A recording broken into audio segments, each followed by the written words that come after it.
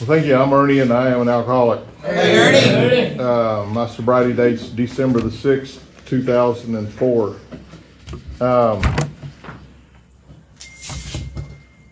I hope y'all are excited to hear me what I'm going to say, because I am too, because I have no idea what I'm going to talk about. But anyway, a little bit of an idea, but I don't know exactly what's going to come out. I'd like to start this with a short prayer that Debbie and I do every night. And it kind of goes like this. It goes, Our Creator, we come to you with an open mind, an open heart, and open hands, so that we're able to receive your abundance, we can receive your love, and we can receive your blessings, especially those blessings that we don't even know we're getting. We ask to know your truth and your wisdom. We ask for the courage, the power, the willingness, and the fearlessness to do your will and live in your wisdom, so that we are able to see the truth, know the truth, and then help others to see and know the truth, so that we can all see like you and hear like you, love as you do, think as you do, touch and feel and smell like you do, and speak your words. For all these things we ask of you, and we thank you for giving them to us each day. Amen. Amen. Okay.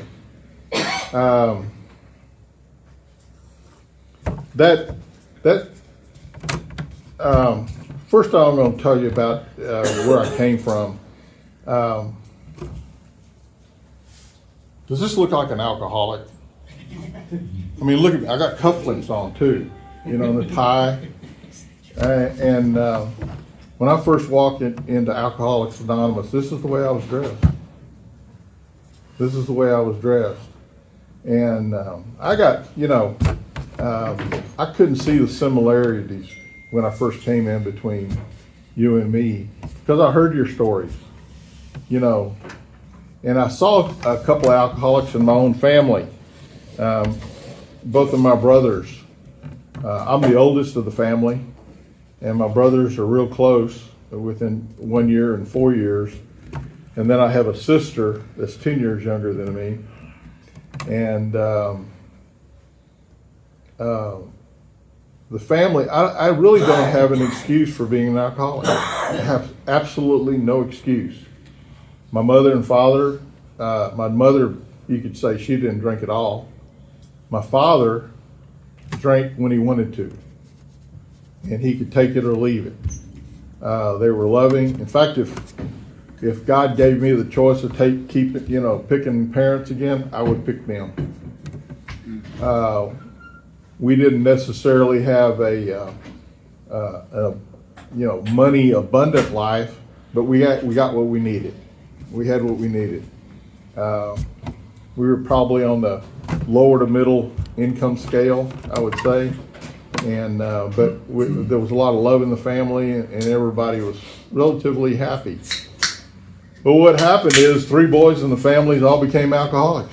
They were all alcoholics and drank like that. I saw my brothers get locked up. I saw them get put in hospitals. I saw them get put in jails. I saw them wreck cars. And see, I didn't do any of that. In fact, in high school, I could walk down the halls of high school and nobody would even question what I was doing. The football coach would ask me where the beer party was. I did drink in high school. And, there's one thing I need to do right now. One thing that I forgot to do is that, prior to coming to AA, I had 13 years of sobriety.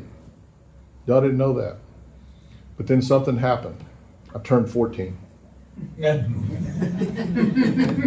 at 14, I got a car, got a driver's license, and I was free. And I was looked a little bit older, but at Taylor it didn't matter. You could drive in a place and go order a case of Falstaff, and they'd put it in your trunk, and you'd drive off.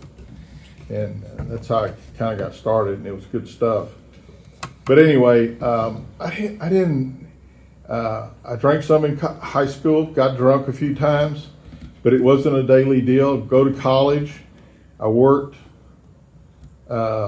I worked, went to school, drank a little bit, but it never did affect what was going on. Maybe some, but not a lot. I ended up in Waco. Actually, Waco, Texas was the first time I ever went into an actual bar, a liquor bar. I was in plenty of beer joints, but I never had been into a bar where they served mixed drinks. And I thought this was the neatest thing I'd ever seen. My brothers continued to do what they did, and they ended up dying at 46 and 49. And they died 30 days apart. And this was in 2003. But I still didn't identify with them. And there was a lot of stuff going on in my life. My dad was sick. I'd broken up from a business partner that I had had for about 20 years. My marriage was on the rocks. I was going to a counselor. In fact, we went to 7 different counselors, and I was taking her there to fix her. I really wanted to fix her. And it came down to one day I asked her that stupid question. I said, "Do you think I'm an alcoholic?" And she said, "Yes, I do." And I'd been lying to her the whole time. Because, you only have 2 drinks, right?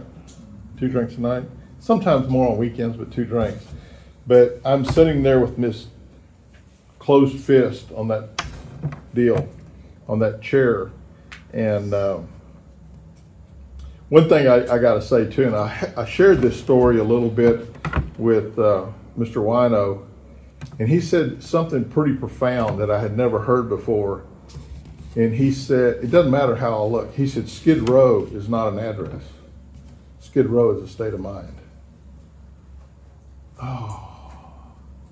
Because I had a friend of mine came looking for me one day, and I was dressed just like this, curled up on my floor in my 4,000 square foot house, curled up on the floor in a fetal position, not knowing where to go, what to turn to, I was just there. I didn't know. I mean, you could have transplanted me out onto the street out here, and it would have been a whole lot different. Because that state of mind that I had, it was all there. It was all there. When I first came into Alcoholics Anonymous, I picked up a lot of Desire Chips, and to my goodwill, I stayed.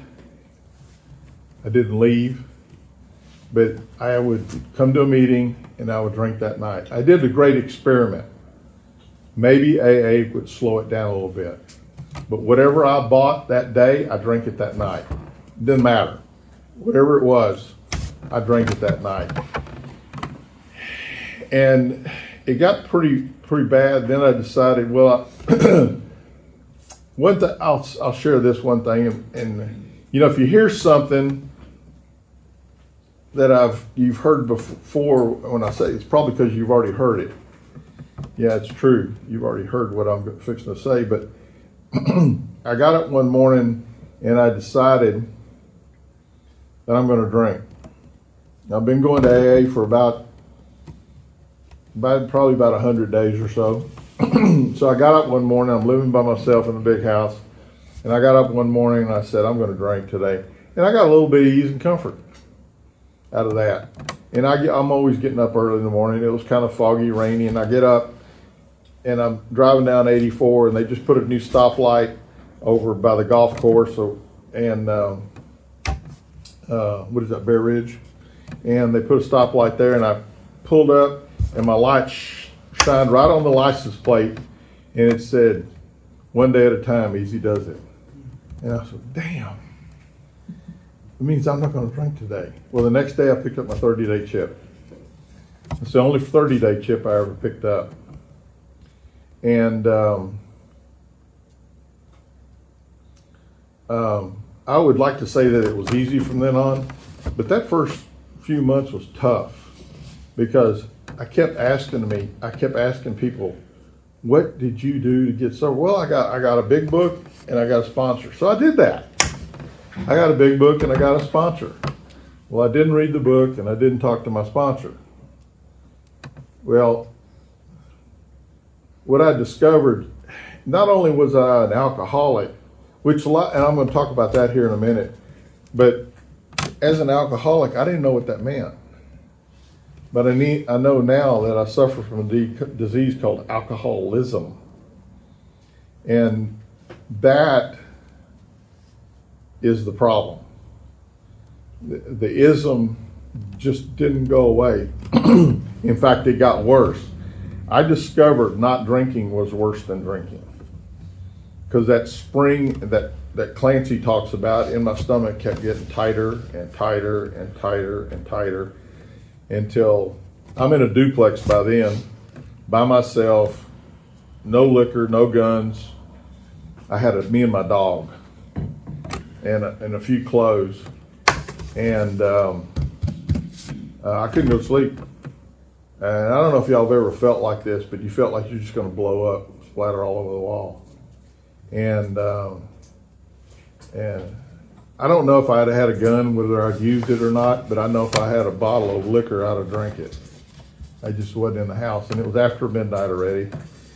And so I didn't know what else to do, and then instead I just said, okay, God, I give up. You know, put your thoughts in my head and send me people that will tell me what I need to hear. I could breathe then. I took a deep breath, and an ease and comfort came over me that I hadn't. It was pretty good stuff. And I have come to believe now that was I had opened up something, and that opening of something. If you remember on their prayer, I pray for an open mind. I come to you with an open mind and an open heart and an open hands. And there are three things that are shown there. An open hand, that's the physical part. The physical part that I've turned loose the stuff that I've been grabbing on. The open mind is my mental part. I'm going to turn loose of some things that I keep thinking about all day long. Those resentments, those fears, those problems that have become my God. I open my mind up for a new thought. And then, but most of all, open my heart, and that's my spiritual body. I can open that up and allow God to come in. I'm going to give you just a short example. I don't know why I came up with this, but anything. I need a volunteer to come up.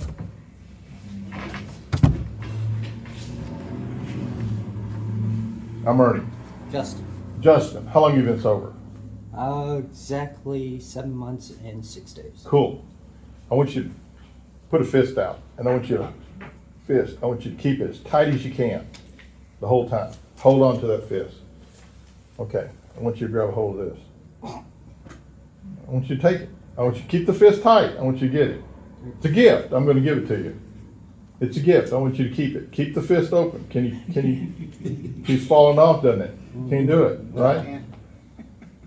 I want you to close your eyes, take a deep breath, and I want you to open your hand. I want you to open your hand. Cup it. I want you to open so you can receive something. Open. Turn it like that. Okay? You got to be just right. Okay, that's a gift. Okay? Now, here's how AA works. Because you opened up, because you were willing to open up a little bit, at least your physical part of it, you're able to get a gift. Now here's how AA works. You take that gift and you exchange it with somebody else, and you'll get something of value in turn for that gift. Just because you opened up, just because you were ready to release some things that were bothering you. Okay? That's a little bit, maybe a corny way of how AA works, but that's it. Okay, that's your gift. Next volunteer. You said how it works is for you give it to the next person. I need help. I can volunteer this. But there's all these reasons why I'm not an alcoholic. But what I discovered when I told that story to my sponsor about what I'd said, he said, sounds like you did step one. And what I've come to believe is that all the steps point to step one. It's about opening up. It's about being able to receive. See, the thing that was broken is kind of like a radio. I couldn't receive anything because I wasn't tuned in. I wasn't getting the stuff wasn't coming in to me. And so when the book describes an alcoholic, it says I'm an outright mental defective in full flight from reality. Okay? Mental defective means mentally I'm not thinking too damn clearly, right? I can't tell the difference between a truth or a lie. There's a problem. I'm not trusting you. I'm not trusting me. I'm not trusting the government. I'm not trusting God. I'm not doing anything. I am just outright mental defective. I don't know. I'm like a chicken running around with his head cut off. And they'll run until they bleed to death. Okay, but anyway, but I don't know that. So the book also says I'm insane. So a person that's mentally defective, and we have many of us in here that have been there or been that, we don't know that the problem is with me. And I didn't either. Because look at it, I'm dressed like this. And I got money. I got 2 cars. I got a wife. I got a family. I got a business. I couldn't be a mental defective. It's impossible for me to be like you. You know, you got locked up. Hell, I proved it. Last January, Debbie and I were in Tyler, and there was probably 500 there on a Saturday night. Wino was there, I know. And the speaker says, everybody that's ever been handcuffed, stand up. I looked around. Debbie and I were the only 2 that was sitting down.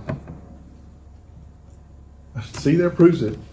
I'm not like you. But see, that notion went through just like a cloud went through by the air. You know, that doesn't mean that I'm not. Because mentally I was locked up. Spiritually I was locked up. Reality. Fleeing from reality. What is reality? When I discovered what my thoughts were, I was either thinking about what happened yesterday or what's not going to happen tomorrow. I was afraid of tomorrow, but I was in shame and remorse and things that I did yesterday or 20 years ago that I wish I'd have done differently. Well, I came to understand that what I did yesterday and what I'm going to do tomorrow doesn't even exist anymore. Neither one of those are real. None of that's real. Just a figment of my mental inability to comprehend all that. None of that was real. But it was occupying my mind. So I was fleeing. I was running away from reality. What is reality? Reality is right here, right now in this room. One of the exercises that I do in this other practice that I do, and it's a meditation practice, you know, and it's a big deal, and it's to show kind of this ripple effect that we have on other folks. We have this room, we have this building, we have a city, we have a state, we have a country, we have a continent that we live on, and then there's 6 other continents, right? And then we have the Earth, and the Earth is part of the solar system. And the solar system is part of the galaxy. And the galaxy is a cluster of several galaxies. And then there's the universe. They all fit together. So I'm trying to control what is going on in my life when I've got this vast solar system, state, government, Earth, solar system, universe. It gets along just fine without me. And got along without me before I came here, and will get along without me after I leave. So I'm trying not only control myself, control you, but I'm trying to control the outcomes. You know, the sun comes up and I didn't tell it what to do. And the sun goes down at the same time, whatever. It does all that. And I'm trying to control you, I'm trying to control myself, I'm trying to control outcomes. And that's part of my mental defects. That I had the delusion. Book says we're delusional. I had the delusion that word actually worked. Totally insane. Oh, step 2 says we're going to be restored to sanity. How do we do that? How does an insane person know that they're insane? I didn't know I was an alcoholic. But the facts were there. You give me a bottle of gin, I drank a whole bottle of gin. You give me a bottle of vodka, I'll drink a whole bottle of vodka. Give me 15 bottles of wine, I'll drink 15 bottles of wine. It didn't matter. It didn't matter. And it was not only killing my body, but I had a deep soul sickness that I didn't know how to fix. When I first came into Alcoholics Anonymous, I wanted somebody to throw the pixie dust on me, give me the secret handshake, just give me the words. And they said, get a sponsor, work the steps. That ain't gonna work for me. Don't you know I'm smarter than all y'all? In fact, if I stay here long enough, we'll rewrite the big book and make it modern. So it'll be a deal. But I couldn't comprehend how this thing was going to work for me. But I did that little bit of surrender that night, laying in the bed. And then I called my sponsor the next day and I said, Richard, I'm either going to drink, commit suicide, or work the steps. Because that step 3, I wasn't going to give my will and life to anything, anybody. And he said, okay. No, he didn't say anything. And I said, can you meet me this afternoon at 2 o'clock? And he said, yep. And we did. I did the 3rd step right there on the floor, right over there about where Will is. And I felt this lead blanket come off. And I think that worked because I opened my mind up just a little bit. Opened my heart up just a little bit. Opened my hands up just a little bit to allow God to do what God was always wanting to do for me. Okay? The fact that he put that license plate cover over that El Camino, I don't think was an accident. See, I used to think that God was doing things to me. Now I realize that God is doing things for me, not to me. And that's a big mental transformation. What we're here for is a transformation. Transformation of thought, transformation of spirit, and our bodies transform too. Take a picture of me 20 years ago. I a little bit different. Take a picture of me 40 years ago. Don't even look the same. There's a transformation going on all the time, whether I want it or not. But the prayer life, I think, is something that is indispensable, because Chuck Chamberlain talks about every serious thought is a prayer. Now that scared me because I didn't even realize that, and it took a while, months, years, for that to really sink in really good, so that I recognized if I was thinking about I'm a loser, nothing's ever going to happen good for me, I'm never going to have a good job, I'm going to lose everything, people are going to leave me, nobody likes me, I'm not respected, God doesn't love me. If those are my thoughts going out there, I'm really praying for the universe. And the universe hears those prayers and says, I guess Ernie wants all that stuff, so I'll just keep giving it to him. Ask and you shall receive, right? So all that stuff keeps coming in there. So if I change my thoughts, just open up a little bit. Thank you, God, for these problems that you gave me. I know you're doing stuff for me. Thank you for it. Thank you. Thank you, I came into AA. Thank you, I had a car wreck. Thank you, I got in here when I did. And thank you for all these little, I'm having a few money problems right now, but thank you very much that this happened. I'm getting a divorce. Thank you. My dad's dying of cancer. There's something going on here. I know there's an evolution. Thank you for letting me help. All these kind of things are going on. thank you. Thank you. And so my prayers changed. My spiritual life changed. My mental changed. Then, you get into the steps. We did step 3, and then we get into step 4, and these still point back to step 1. Who was I resentful at? Well, there was about 3 or 4 people I was carrying. They weren't ever going to get away from me. Maybe 4 or 5. They weren't ever going to get away. Hey, if I quit being angry at them, who's going to punish them? Who's going to punish them? They're going to be they're going to get free. They're going to get free without any goddamn punishment. But then you told me I'm punishing myself. I said, that's bullshit. No, I'm going to punish them. I'll get even with them some way, somehow, as long as I keep thinking about it.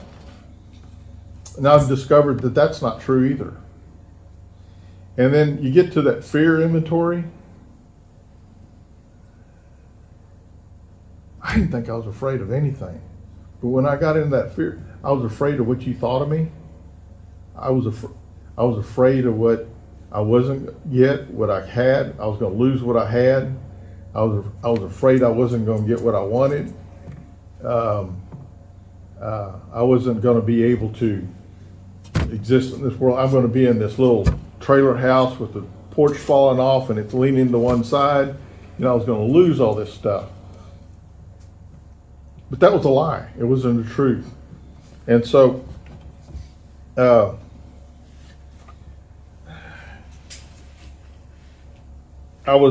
had a feeling of being alone, worried. I was then doing these steps. I was afraid. I was alone. I was self-centered. Family. I couldn't choose the right things or nothing. A lot of my close friends left me. I found out they weren't that great of friends. They left me during this process. And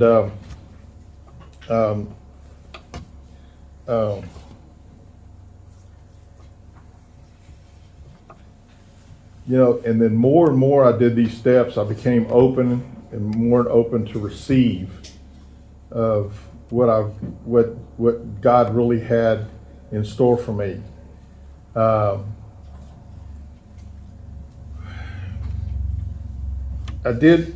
reluctantly did, and then I did step 9, and I made my amends. And even there was one amends that I would just never was going to do. In about 15 years sober, working with sponsee, and he had a similar problem.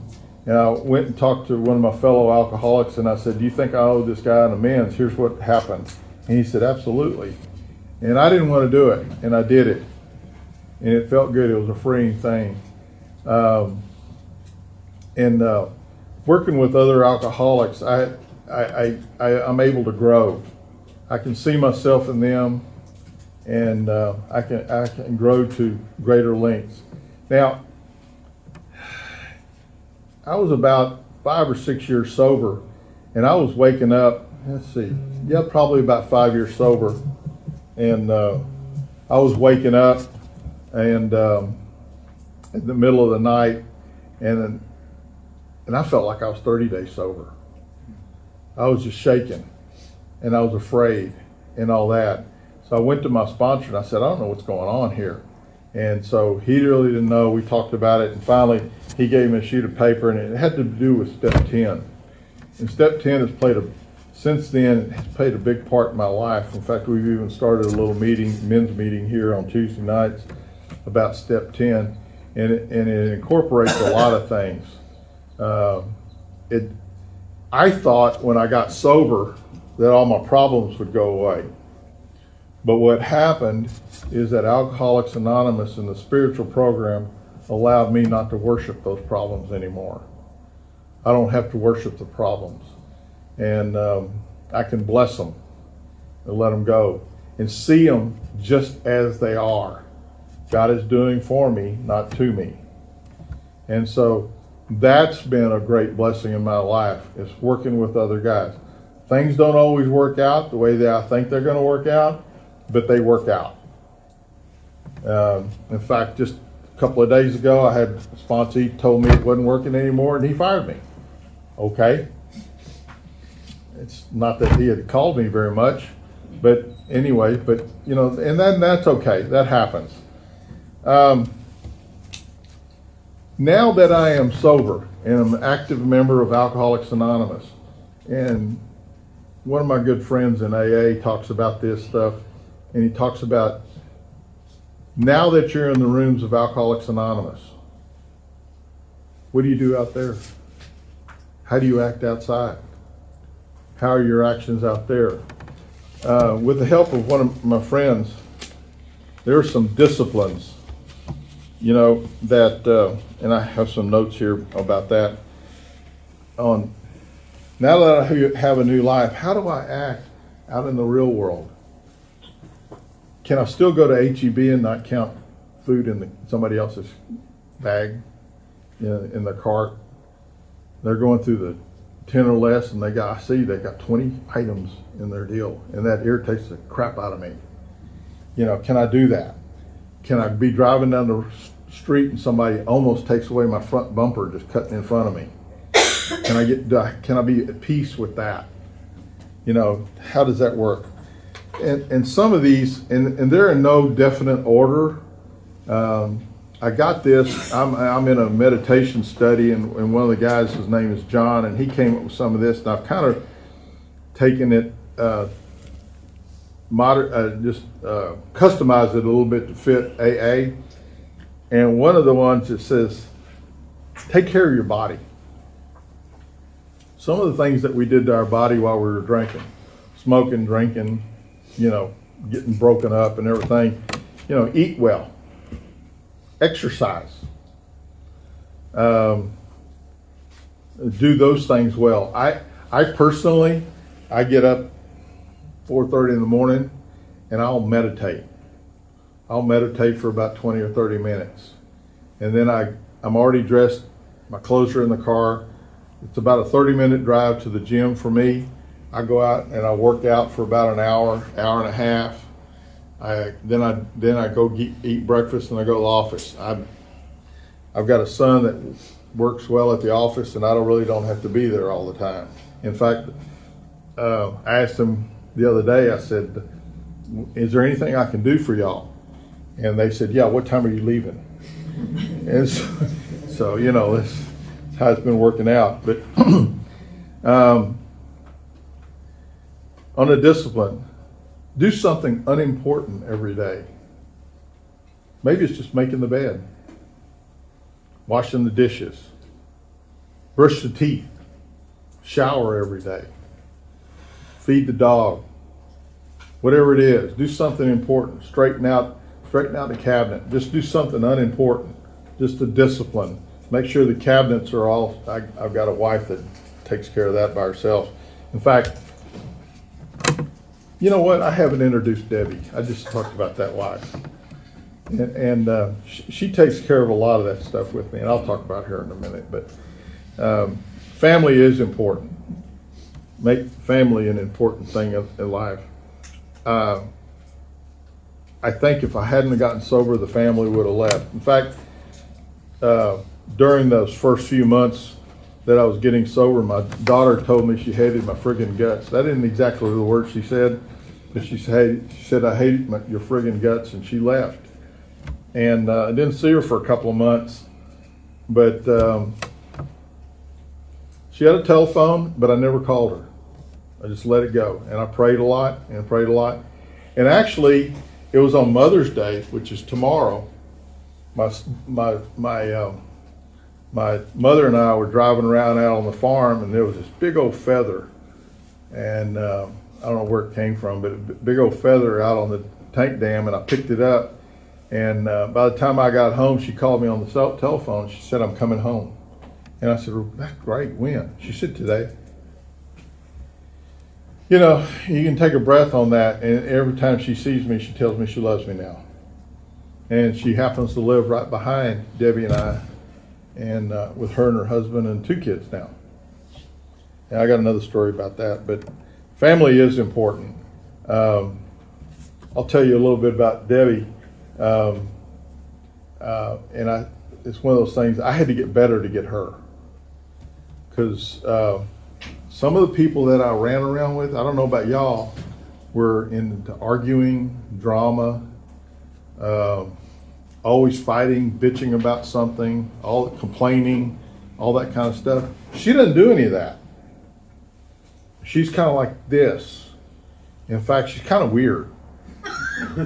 You know, in fact, she likes coming to these meetings. She likes coming to these meetings, and she likes going to conferences. She goes, "Have you signed up for Gathering of Eagles yet?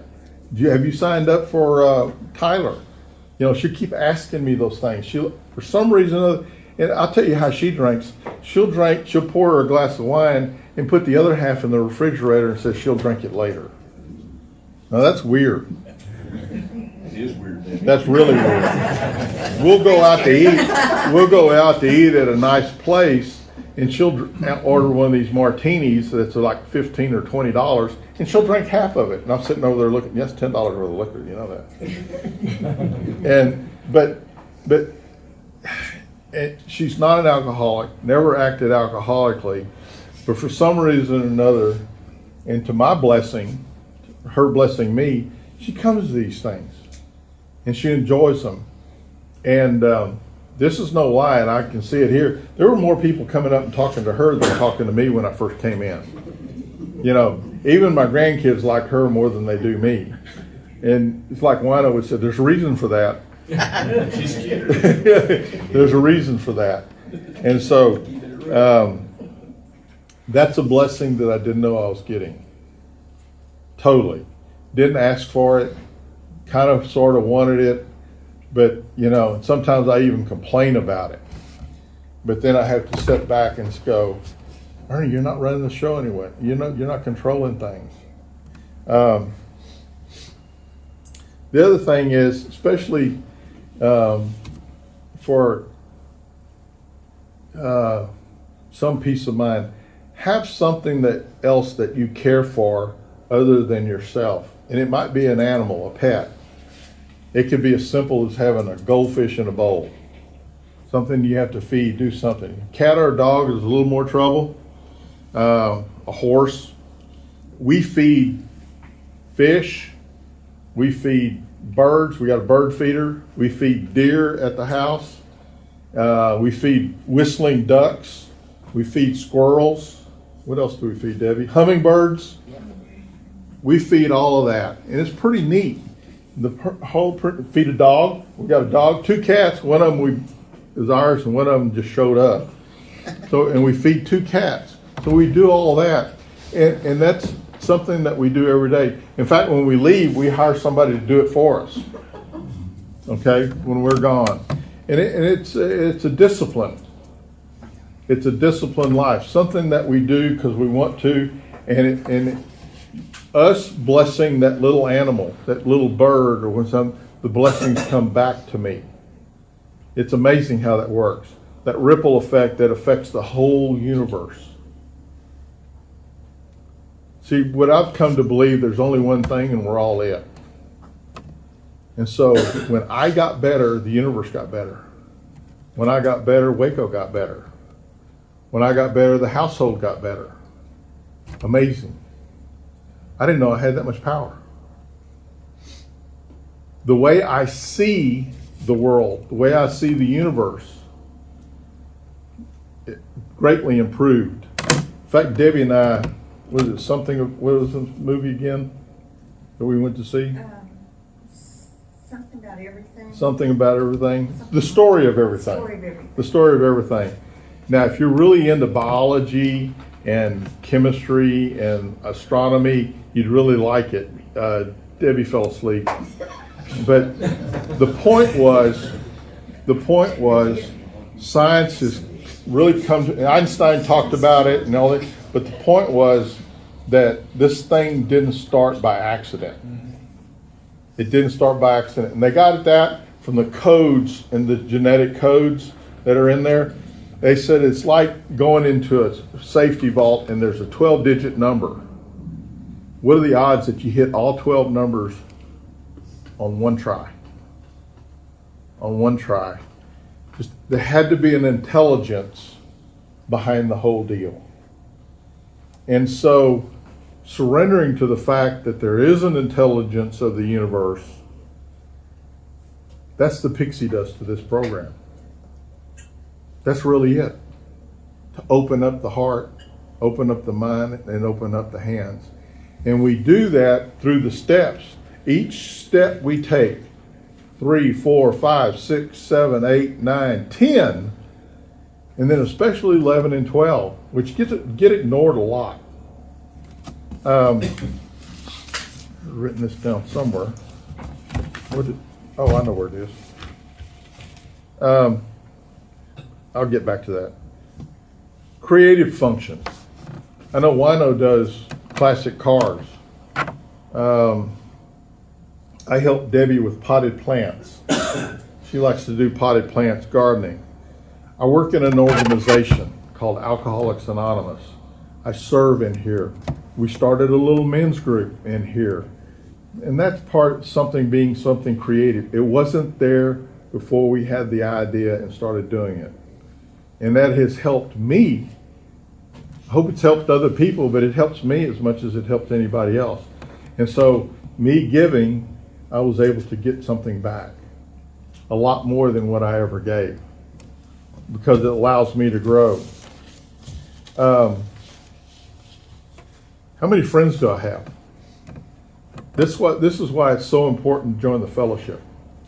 We come in here dragging our butts.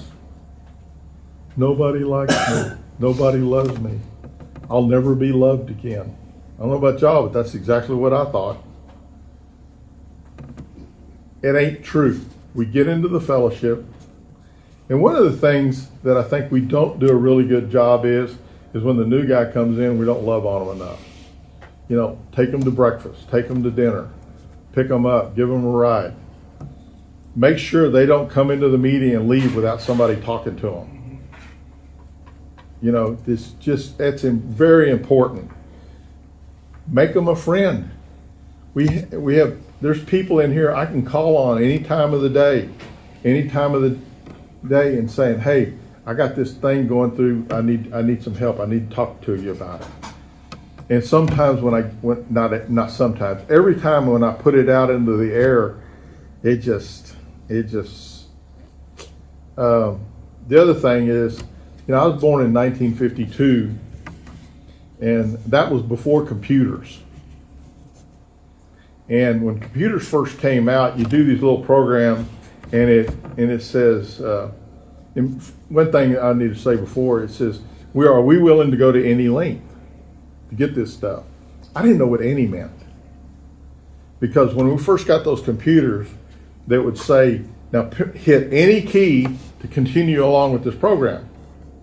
I'm still looking for the any key. Where's the any key? Every new computer, none of them have an any key on it.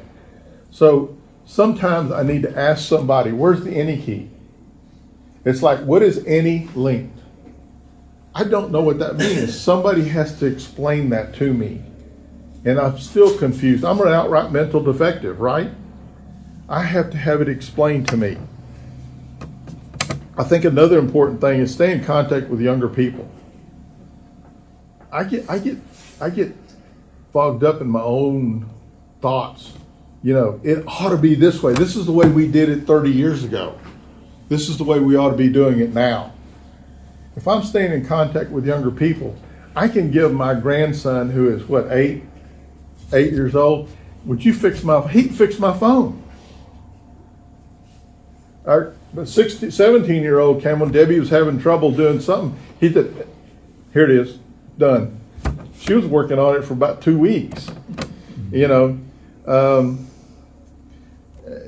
just broadens my perspective on things, staying in touch with younger people. This is how we act outside of the rooms, or even in the rooms. I don't know how much of you, and I don't do a very good job of this, but stay in touch. I've got a handful of friends that we do go to dinner and stuff with, but stay in contact with people in the past. Call them up, have lunch. Maybe it's only once a year. Luckily, I've got a group of high school friends. that like Debbie more than they do me. And the fact we're from Taylor and the Fighting Taylor Ducks. Okay, we're the Taylor Ducks, one of the few teams. They wanted to make her an honorary duck. And I called one of my guys that I really wasn't really good friends with. We were friends, but just kind of acquaintances in high school. And I called him, and God, he talked to me for about 45 minutes, telling me all these little stories and everything. And he was so happy I called. And so in a few weeks, Debbie's going to have surgery here in June, just to get a hip replaced. Just, you know, difference between my problems and your problems is mine are always bigger.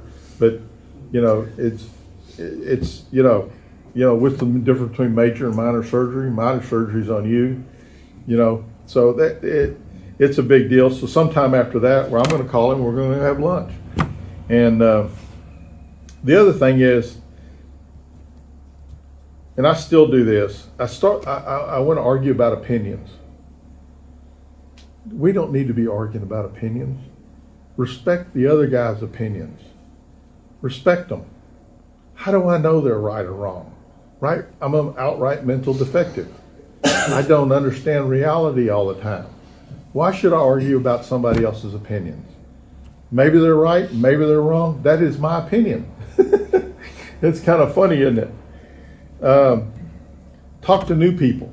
I love talking to new guys that come in here to get their perspective on things. Just talk to new people all the time. Debbie says, now when we get on that elevator, you don't have to say anything. These people don't even know you. She says that every time we get in an elevator, especially in a strange town. She said, you do not have to talk to those folks. But I love doing that.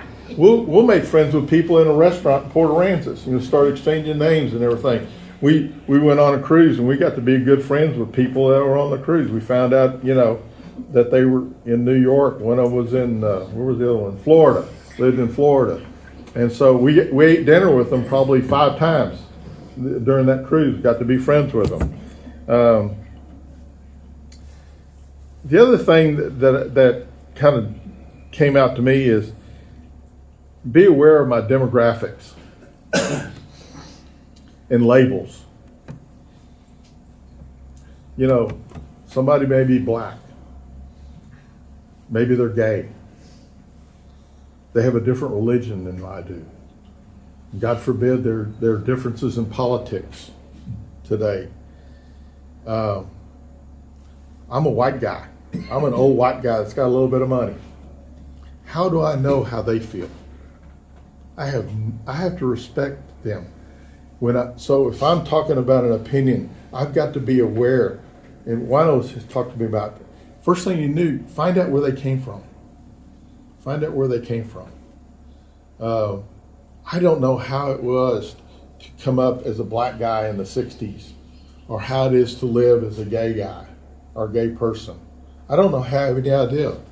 I don't know how it is to be a Republican or a Democrat and really just be fanatic about it. I don't know how that is. But can I be respectful of that?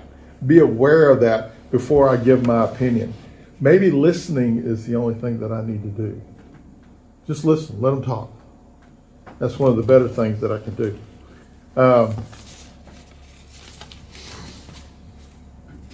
Here's another thing that I did this with my daughter. She's had problems with people in the family. And I don't know about y'all, but I'm a fixer. You can talk to me for about 5 minutes and I know exactly what the hell's wrong with you. And I'll fix it pretty quick.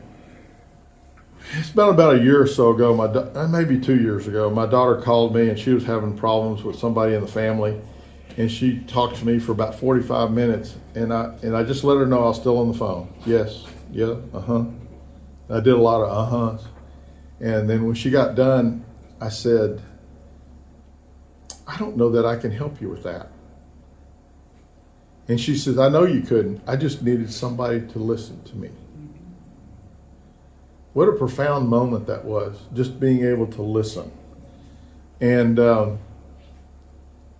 I probably had 10 things in my mind that I could tell her how to fix. But, the problem she was trying to fix is I could fix it anyway because it was a third party. And so just listen. And that was what was great. Another thing for an alcoholic, we're not only hard to love, but we don't want to say thank you. We do something for somebody and they'll go, "Man, I really appreciate what you did for me." And I'll go, "Oh, okay." No. Just say thank you. Just say thank you. It's been hard for me to do that, but it's okay just to say thank you. Here's another deal. And I've done this mentally many times. List the people you love. It won't be a big list. It won't be a long list. And hopefully it's not all family. It'll be some people out there. List the people you love, because that's an experience. And, and even having some type of feelings for other people, being able to see the divine in everybody's eyes when you look at them.